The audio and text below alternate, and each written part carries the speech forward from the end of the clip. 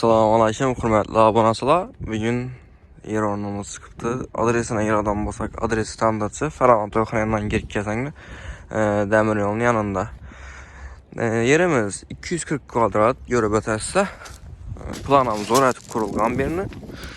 Podoshlarım qalin etib qurilgan, görüp ötəsizsə, podoshlarım cho'tka etib qurilgan. O'zlari yaşaman deb aytganlar bu joyni pindametini.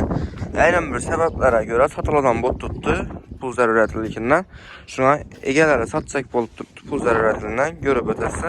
Birimiz 240 kvadrat 12 metre 24 20 metre. Bunda prixoşkesi planla gösterden basam prixoşkesi.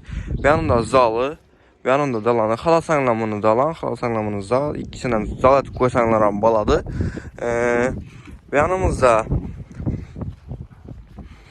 Yanımızda görüp ötəsizlər kuxnisi spalniyeti koysanlar ham bo'ladi. Yandan ham shu kuxniya spalniyet əsizlər. Yanımızda banisi düşədi. Birini xəddinə gələn olsaq, əldindən 3 metr xəddi var. Ondan sonra görüp ötəsizlər. Yandan ham arkasından ham 3 metr xəddi var.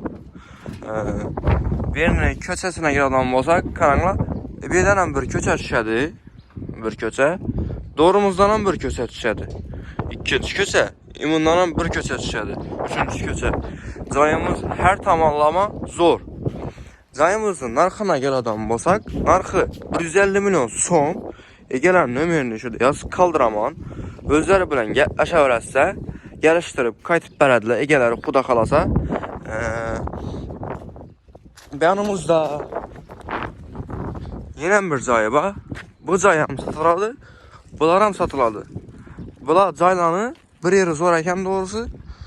Eldinden yarım pulunu versengler, kalanını bölüp bereden berede ekanlar. Özünü pulunu bir yılda 2 yılda içinde bölüp versengler hem berede eken. 2 danasını fakat 2 danasını berediler. Kalan üçüsü satıladı eken. Ülgür kalamıza vuransalar. Egeler ne menişi yaz kalır ama. Egeler ben aşıp görüşüp aşıp ala verəsə, xuda qalasa geliştirip hem berediler birini. Vakasını egelerin özünden sonra balasılar. Bu cayımızam gen 300 kvadrat pamayım. Egeler ne menişi yaz kalır ama egeler ben aşağı verəsə, soru verəsə. Əsə, sağ olasın, aman balasılar. Bizə nə güzel devam etinlər. Bir like basıb koyasılar. Sağ olasın, aman balasılar.